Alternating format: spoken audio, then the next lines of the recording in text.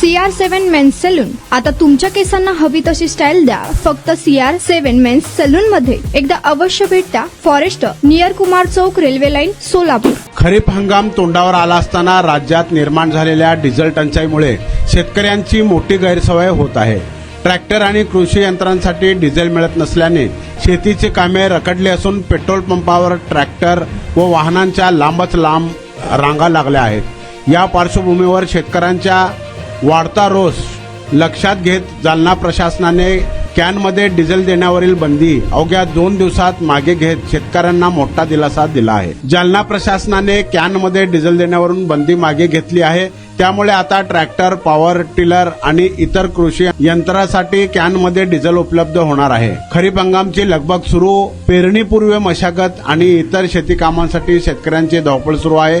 अशावेळी प्रशासनाने अचानक कॅनमध्ये इंधन भरण्यास बंदी घातल्याने अनेक शेतकरी अडचणीत आले होते. डिझेल मिळवण्यासाठी शेतकऱ्यांना ट्रॅक्टर थेट पेट्रोल पंपावर न्यावे लागत होते. अनेक गावांमधून पेट्रोल पंप दूर असल्याने वेळ, अतिरिक्त इंधन आणि मजुरीचा खर्च वाढलाय. त्यामुळे शेती कामावर थेट परिणाम होतोय.